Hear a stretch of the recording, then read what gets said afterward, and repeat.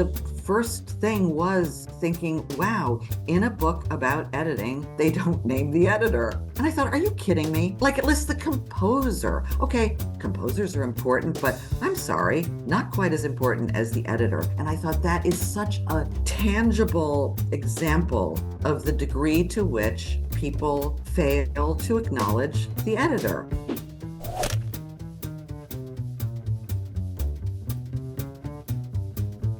On the topic of the edited by, the idea behind it was to really celebrate the sort of not just the invisible art, because I think editing doesn't really get its due in terms of the contribution it makes, but also women's contribution in that discipline. So this is a massive project.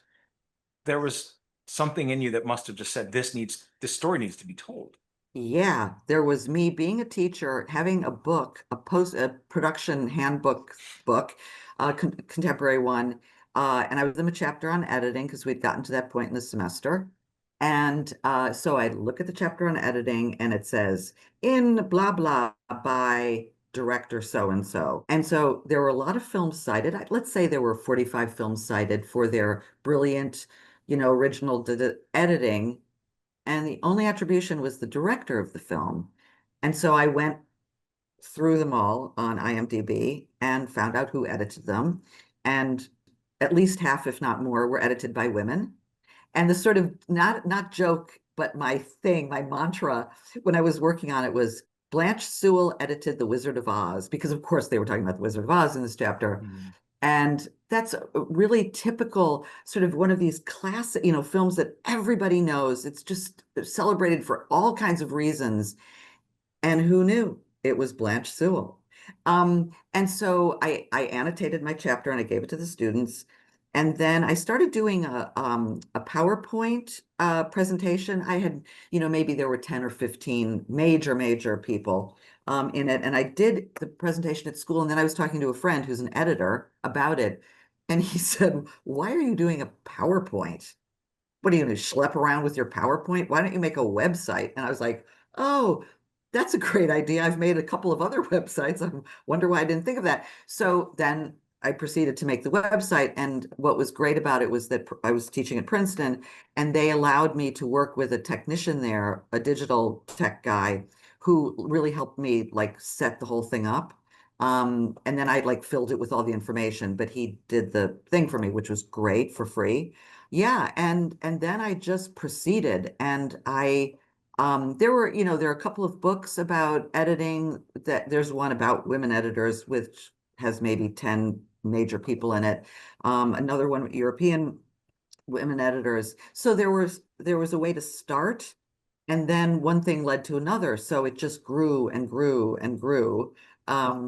And of course, I was starting to talk to people about it, and they would say, "Oh, what about so and so? What about so and so?" But the first thing was thinking, wow, in a book about editing, they don't name the editor. And of course, I discovered that in so many ways during the, probably year and a half I was doing the website, including things like one of the things I love in the site is that, every page has the name of the woman, her birth and death, if she's dead, a picture of her, and then some information about her, and usually a quote from her, and then posters, because I started thinking, oh, the page is maybe a little simple, just text and her photograph.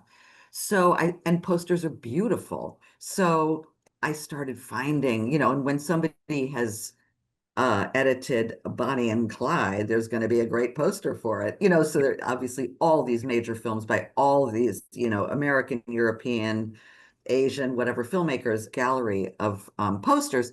And when I was looking at one of the first ones, there's all that stuff always at the bottom. I'm talking like feature films, posters. Mhm. There's all that stuff at the bottom, written by, directed by, and it doesn't list the editor. And I thought, are you kidding me?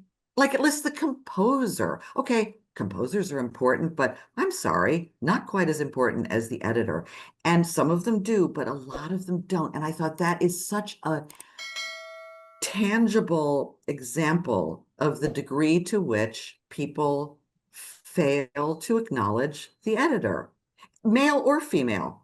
It's not like all the Yeah. films edited by men have their name on the poster. Anyway. there was a lot to uncover.